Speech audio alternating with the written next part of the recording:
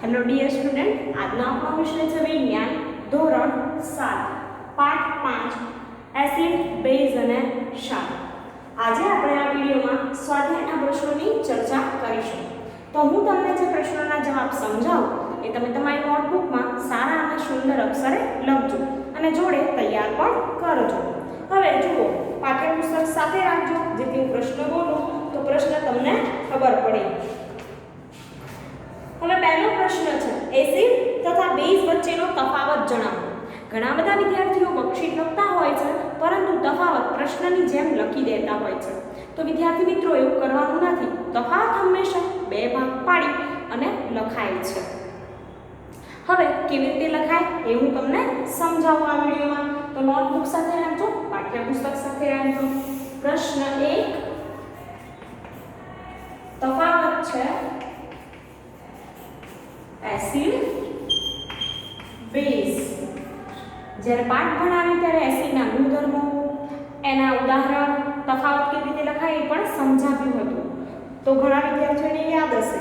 હવે જ્યારે તમે તફાવત લખો તો અહીંયા જે પહેલો પોઈન્ટ લખો છો એના રિલેટેડ પહેલો પોઈન્ટ અહીંયા લખવાનો છે, પરંતુ એ તફાવત બંનેમાં અલગ પડતો હોવો જોઈએ, એક સરખું હોવું જોઈએ નહીં.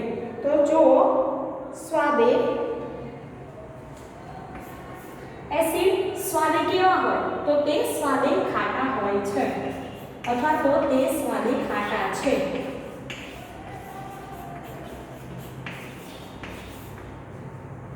પહેલો પોઈન્ટ બેઝમાં કે બેઝ કેવા છે તો બેઝ સ્વાદે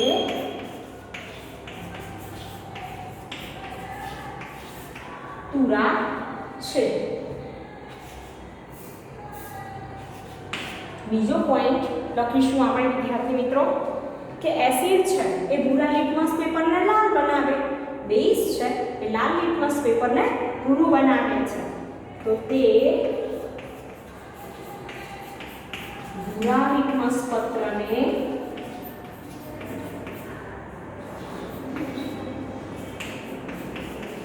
લાલ બનાવે છે અને અહીંયા બેઝ તે લાલ લિટમસ પત્રને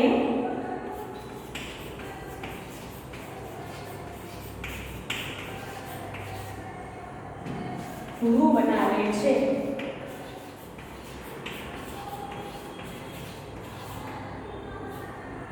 બરાબર.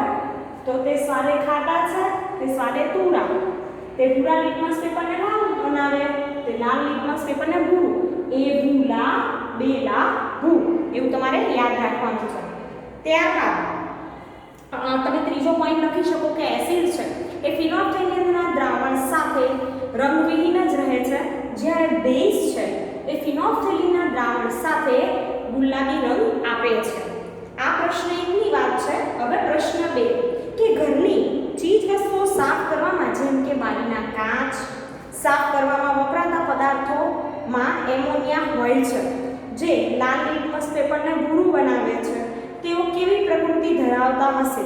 તો વિદ્યાર્થી મિત્રો, જે લાલ લિટમસ પેપરને ભૂરું બનાવે એ કઈ પ્રકૃતિ ધરાવતા હશે? તો અહીંયા તમે જોઈ શકો છો એનો જવાબ આવશે બેઝ. તો બીજા પ્રશ્નમાં શું જવાબ આવશે કે એમોનિયા બેઝિક પ્રકૃતિ ધરાવે છે. પ્રશ્ન 2, એમોનિયા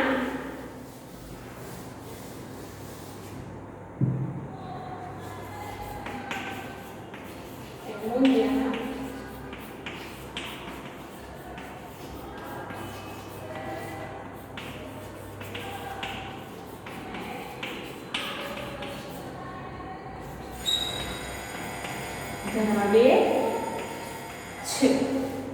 પ્રશ્ન 3 જુઓ કે લિટમસના દ્રાવણના સ્ત્રોત જણાવો. આ દ્રાવણનો ઉપયોગ શું છે? લિટમસના દ્રાવણના સ્ત્રોત આપણે જાણીએ છીએ કે લિટમસ એ લાઇકેનના નિષ્કર્ષણ કરીને મેળવાય છે. તેનો ઉપયોગ આપેલ દ્રાવણ એસિડિક છે, બેઝિક છે તે નક્કી કરવા સૂચક તરીકે થાય છે. તો આપણે લખીશું લિટમસનું દ્રાવણ, લિટમસનું દ્રાવણ લાઇકેનમાંથી નિષ્કર્ષણ કરીને લાઇકેનમાંથી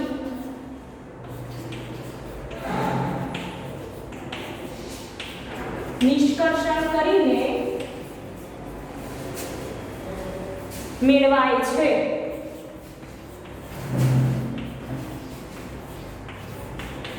તેનો ઉપયોગ પદાર્થ એસિડિક છે કે બેઝિક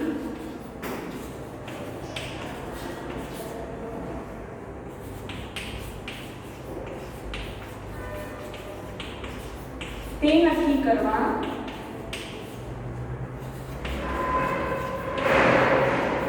સૂચક તરીકે થાય છે.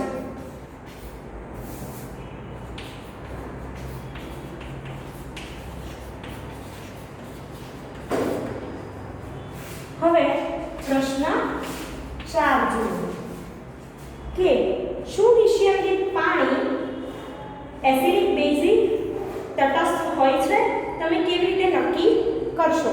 તો આપણે જાણીએ છીએ કે કોઈ પણ પદાર્થને આપણે એસિડિક છે બેઝિક છે એ જાણકારી મેળવીએ તો આપણે લિટમસ પત્રનો ઉપયોગ કરીએ છીએ. તો નિષ્યંદિત પાણી એ તટસ્થ છે અને આપણે ભૂરા અને લાલ લિટમસ પત્રનો ઉપયોગ કરી તેની ખાતરી કરી શકીએ છીએ. અહીંયા જવાબ લખીશું. નિષ્યંદિત પાણી તટસ્થ છે. આપણે ભૂરા અને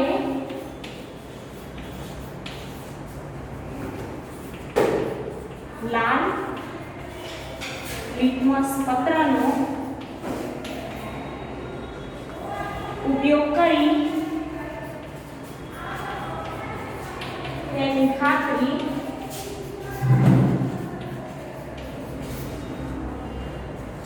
કરી શકીએ.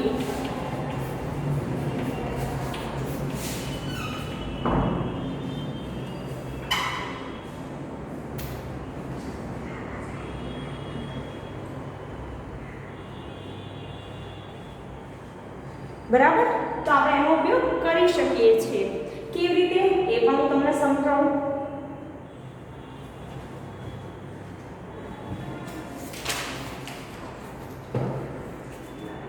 તો નિષ્યંદિત પાણીમાં ભૂરું લિટમસ પત્ર અડાડતા તેમજ લાલ લિટમસ પત્રમાં અડકાડતા તેમાં રંગ ફેરફાર કોઈ થતો નથી. ભૂરા લિટમસ પેપર કે લાલ લિટમસ પેપર પર નિષ્યંદિત પાણીના 2-3 ટીપા નાખીએ કે એમાં ડૂબાડી કોઈ ફેરફાર થશે નહીં, કારણ કે તે તટસ્થ છે, એસિડિક પણ નથી અને બેઝિક પણ નથી. હવે આગળ જોઈએ કે પ્રશ્ન 5. એક ઉદાહરણની મદદ વડે તટસ્થીકરણની પ્રક્રિયાનું વર્ગીકરણ કરો. તો વિદ્યાર્થી મિત્રો, આપણે જાણીએ છીએ તટસ્થીકરણ એટલે શું?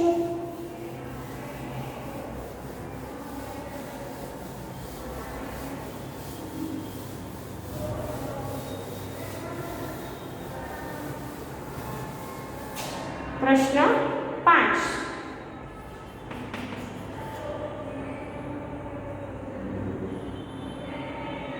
એસિડ અને બેઝ વચ્ચે થતી રાસાયણિક પ્રક્રિયા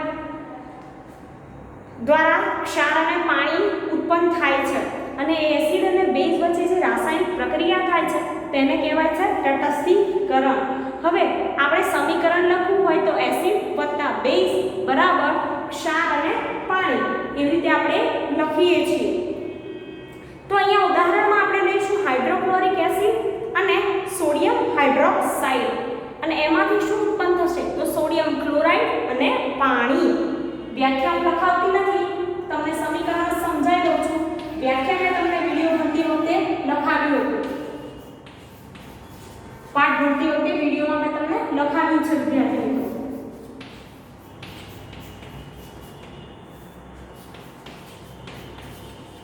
જોડે ઉષ્મા પણ મુક્ત થાય છે. ઉદાહરણમાં આપણે લઈશું હાઇડ્રોક્લોરિક એસિડ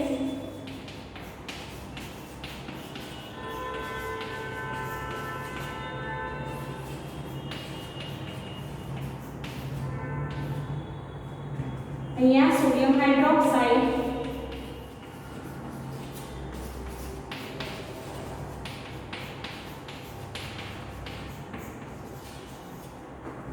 અહીંયા મીઠું એટલે કે સોડિયમ ક્લોરાઇડ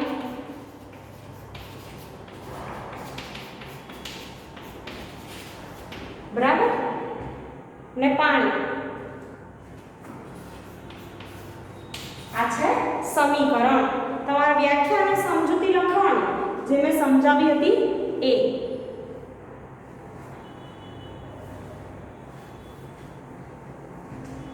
હવે આગળ જુઓ પ્રશ્ન 6 સાચા વિધાનમાં ટી અને ખોટા વિધાનમાં એફ ની નિશાની કરો તો ચાલો આપણે જોઈએ ખરા ખોટા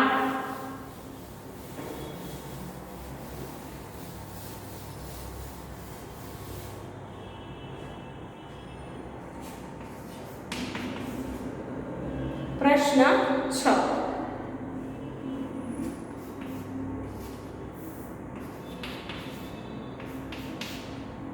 ट्रू के फॉल्स खरा के खोटा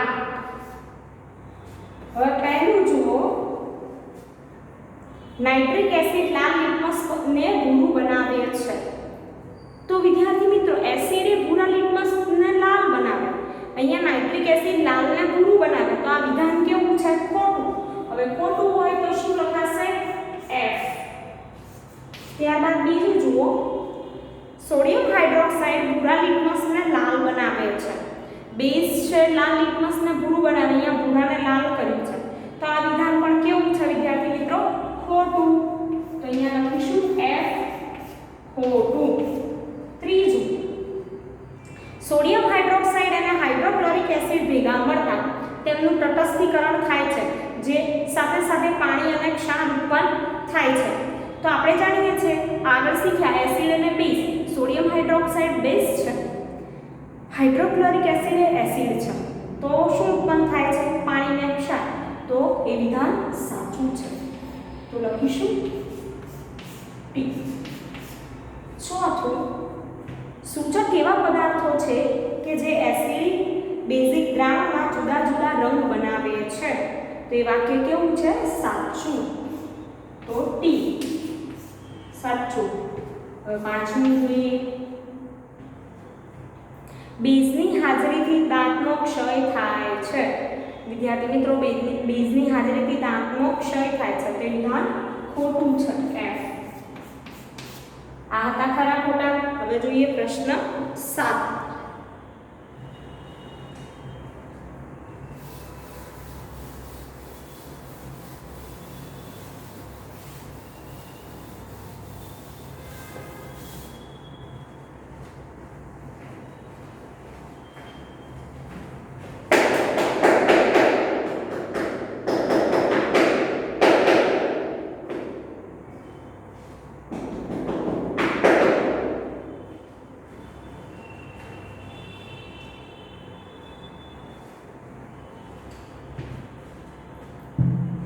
દોરજીના રેસ્ટોરન્ટમાં ઠંડા પીણાની થોડી બોટલો છે કોઈ રેસ્ટોરન્ટ હોય એમાં તમને ખબર છે ઠંડા પીણાની બોટલો હોય તો પરંતુ કમનસીબે તેના પર લેબલ લગાડેલા નથી તેના આ બોટલો ગ્રાહકોના ઓર્ડર મુજબ પીરસવી પડે છે એક ગ્રાહક એસિડિક પીણું બીજો ગ્રાહક બેઝિક પીણું અને ત્રીજો ગ્રાહક તટસ્થ પીણું પીવા માંગે છે તો દોરજી કેવી રીતે નક્કી કરશે કે કયા ગ્રાહકને કયા પીણાની બોટલ પીરસવી તો વિદ્યાર્થી મિત્રો વિચારો કઈ પ્રવૃત્તિ આવે આમાં કે જેથી દોરજીને ખબર પડે કે કયું પીણું એસિડિક બેઝ કે તટસ્થ છે તો એના માટે દોરજી શું કરશે લિટમસ પત્રની કસોટી વડે નક્કી કરશે સમજણ પડી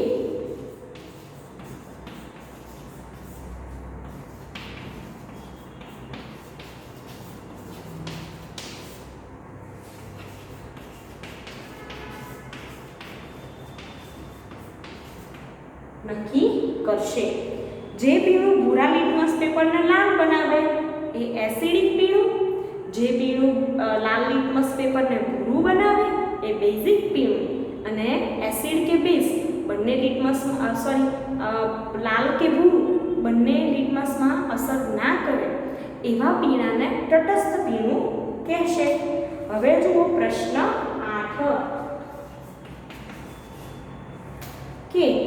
જ્યારે આપણને એસિડિટી થાય છે ત્યારે એન્ટાસિડની ગોળીઓ લઈએ છીએ. વિદ્યાર્થી મિત્રો, આપણને એસિડિટી કેમ થાય છે? તો આપણા શરીરમાં જઠરમાં વધુ પડતો હાઇડ્રોક્લોરિક એસિડ બનવાને કારણે થાય છે. જઠરમાં વધારે પ્રમાણમાં એસિડનું માધ્યમ વધી જાય ત્યારે આપણને એસિડિટી એટલે કે પેટમાં બળતરા થવા લાગે છે. અને એન્ટાસિડની ગોળી લેવાથી તેમાં રહેલ મેગ્નેશિયમ હાઇડ્રોક્સાઇડ બેઝ પદાર્થ હોવાથી, જે એન્ટાસિડની ગોળી છે એમાં મેગ્નેશિયમ હાઇડ્રોક્સાઇડ બેઝ પદાર્થ છે, તે જઠરમાંના વધારાના એસિડને શું કરશે? તટસ્થ કરશે. એટલે કે એસિડ બેઝ વચ્ચે પ્રક્રિયા થશે અને તટસ્થ થશે. એટલે શું થશે કે જે એસિડિક માધ્યમ ઓછું થશે. બરાબર? આથી એસિડિટીમાં આપણને શું થાય છે? રાહત થાય છે. પછી બીજો છે કે આવું કેમ થાય કે જ્યારે આપણને કીડી કરડે છે ત્યારે ચામડી પર તે જ જગ્યાએ કેલેમાઇનનું દ્રાવણ લગાવીએ છીએ. તો પાઠ ભણાવતી વખતે મેં તમને સમજાવ્યું હતું કે કીડીના ડંખમાં ફોર્મિક એસિડ રહેલો છે. હવે આપણા શરીરમાં ફોર્મિક એસિડ દાખલ થાય એટલે ડંખવાળા ભાગમાં આપણને શું થાય? પીડા ઉત્પન્ન થાય, એટલે કે આપણને બળતરા થાય. તો કેલેમાઇનનું દ્રાવણ લગાડવાથી તેમાં રહેલ ઝિંક કાર્બોનેટ બેઝિક પદાર્થ છે અને એ ફોર્મિક એસિડને શું કરે છે? તટસ્થ કરે છે અને આપણી બળતરા પીડા ઓછી થાય છે. એટલા માટે કેલેમાઇન લગાવવામાં આવે છે. હવે ત્રીજું, કારખાનાઓમાંથી નીકળતા કચરાને પાણીમાં વહેવડાવતા પહેલા તટસ્થ કરવામાં આવે છે. આપણે જાણીએ છીએ કે આપણી આજુબાજુના વિસ્તારોમાં જે ઇન્ડસ્ટ્રીયલ એરિયા છે ત્યાં શું થાય છે? તો આવી રીતે કચરો, પાણી, ગંદુ પાણી કે કચરાનો નિકાલ ગમે ત્યાં કરતા હોય છે. તો કારખાનામાંથી નીકળતો કચરો મોટે ભાગે કેવો હોય? એસિડિક હોય છે. જો તેને પાણીમાં ભેળવવામાં આવે તો પાણીમાં રહેતા જે સૂક્ષ્મ જીવો છે, માછલી, કાચબા કે નાના સજીવો, એ મૃત્યુ પામે છે. એટલા માટે કચરાના નિકાલ પાણીમાં કરતા પહેલાં એને તટસ્થ કરવો જોઈએ. અને જે પાણીમાં રહેલી વનસ્પતિ છે વિદ્યાર્થી મિત્રો, એને પણ એ નુકસાન કરે છે. એટલા માટે જ્યાં જ્યાં ઇન્ડસ્ટ્રી છે, આવી ઉદ્યોગો છે, ત્યાં સરકારે ઘણા કાયદા લાવ્યા છે કે જેથી આવી ઇન્ડસ્ટ્રીના પ્રદૂષણના જે પ્રશ્નો છે તેનો ઉકેલ લાવી શકાય. હવે પ્રશ્ન 9 જુઓ. આગળ આપણે પ્રશ્ન 9ની વાત કરીએ.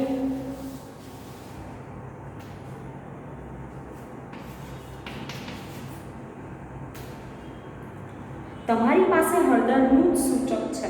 તમને હાઇડ્રોક્લોરિક એસિડ, સોડિયમ હાઇડ્રોક્સાઇડ અને ખાંડનું દ્રાવણ ધરાવતા 3 પ્રવાહી આપવામાં આવેલા છે.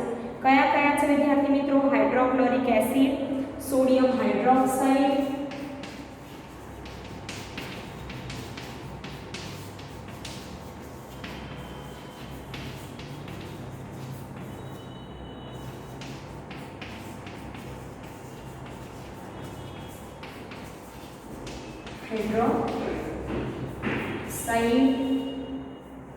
અને ખાંડનું દ્રાવણ.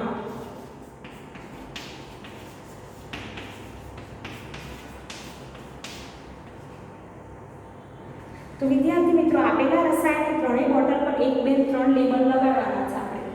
1, 2, 3 આમ લેબલ લગાડી દેવાના. અને પછી હળદરનું સૂચક પ્રવાહી કે પેસ્ટ હોય તેના પર 5 હળદર પત્ર બનાવી દેવાના. હળદર પત્ર બનાવ્યા બાદ દરેક બોટલ 1, 2, 3 માંના દ્રાવણના 2-3 ટીપા હળદર પત્ર પર નાખવાના છે. હળદર પત્ર લઈ હાઇડ્રોક્લોરિકના 2-3 ટીપા નાખવાના. એક હળદર પત્ર પર, બીજા હળદર પત્ર પર સોડિયમ હાઇડ્રોક્સાઇડ, ત્રીજા હળદર પત્ર પર ખાંડનું દ્રાવણના ટીપા નાખવાના છે. તો વિદ્યાર્થી મિત્રો, જે બોટલનું દ્રાવણ હળદર પત્રને લાલ બનાવે તે સોડિયમ હાઇડ્રોક્સાઇડનું દ્રાવણ છે. આ બોટલ પર સોડિયમ હાઇડ્રોક્સાઇડ લખો. હવે બાકી રહેલી 2 અજ્ઞાત બોટલો પૈકી આમાં કેવું છે વિદ્યાર્થી મિત્રો કે નામ આપેલું નથી આપણને. 3 બોટલ હતી, હાઇડ્રોક્લોરિક એસિડ, સોડિયમ હાઇડ્રોક્સાઇડ અને ખાંડનું દ્રાવણ. બરાબર, પણ આપણે એને ઓળખવાની હતી. તો આપણને એટલી ખબર પડી કે હળદર પત્ર સાથે લાલ રંગ બેઝ હોય આપે તો સોડિયમ હાઇડ્રોક્સાઇડ નામ લખી દેવાનું એ બોટલ પર. ત્યારબાદ 2 બોટલ રહી ખાંડની દ્રાવણ હાઇડ્રોક્લોરિક એસિડની વાત. તો આપણે શું કરવાનું કે બંને દ્રાવણમાંથી એક દ્રાવણ લઈ એક કસનળી ભરો, બીજા દ્રાવણમાંથી બીજી કસનળી ભરો અને દરેક કસનળીમાં સોડિયમ હાઇડ્રોક્સાઇડના 10-10 ટીપા નાખવાના અને બરાબર હલાવવાના અને પછી એમાં શું ઉમેરવાનું? હળદર પત્ર. તો જે કસનળીમાં હળદર પત્ર લાલ રંગનું બને તે કસનળીમાં નાખેલ અજ્ઞાત બોટલનું દ્રાવણ ખાંડનું દ્રાવણ છે. બાકીની બોટલોમાં શું છે? હાઇડ્રોક્લોરિક એસિડ છે. તો આ રીતે તમારે ચકાસણી કરી શકાય. હવે જુઓ પ્રશ્ન 10.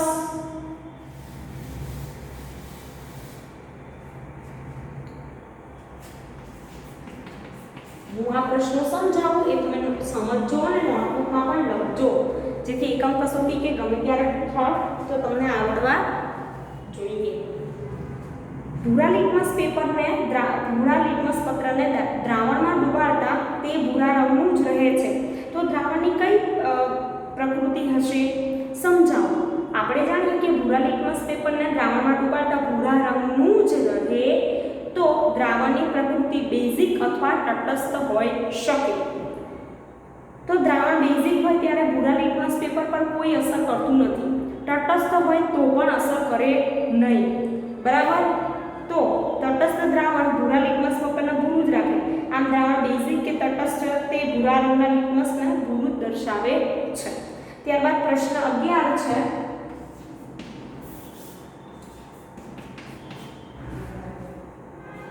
કે નીચેના વિધાનોને ધ્યાનથી વાંચો. એસિડ તથા બેઝ બધા જ સૂચકના રંગ બદલી નાખે છે. જો કોઈ એસિડ સૂચક એસિડ માટે રંગનું પરિવર્તન દર્શાવે તો બેઝ માટે રંગ પરિવર્તન દર્શાવતું નથી. જો કોઈ સૂચક બેઝ માટે રંગ પરિવર્તન દર્શાવે તો તે એસિડ માટે રંગ પરિવર્તન દર્શાવતું નથી. આગળ છે કે એસિડ તથા બેઝનું રંગ પરિવર્તન સૂચકના પ્રકાર પર આધારિત રાખે છે. તો વિદ્યાર્થી મિત્રો, આમાંથી કયા વિધાન સત્ય છે? તો માત્ર ચોથું વિધાન જે ડી છે, બરાબર, એ સત્ય છે કે એસિડ તથા બેઝનું રંગ પરિવર્તન એ સૂચકના પ્રકાર પર આધારિત છે. તો આ વિડીયોમાં તમે સ્વાધ્યાયના પ્રશ્નો, એના જવાબ શીખ્યા, કારણો હતા, અમુકમાં સમીકરણ હતા. તો તમારે એ રીતે તૈયાર કરવાનું. પ્રશ્ન ગમે તે રીતે પૂછાય પણ એનો જવાબ પાઠ્યપુસ્તકમાંથી જ આવતો હોય છે. તો બાળકો, જ્યારે તમે કોઈ પણ પ્રશ્નમાં મૂંઝાવ ત્યારે તમારે પાઠ વાંચ્યો હોય, વિડીયો જોયા હોય એ યાદ કરવાનું અને ત્યારબાદ સમજી વિચારીને જવાબ લખવો. તો આ વિડીયોમાં આટલા સુધી રાખીશું. Thank you.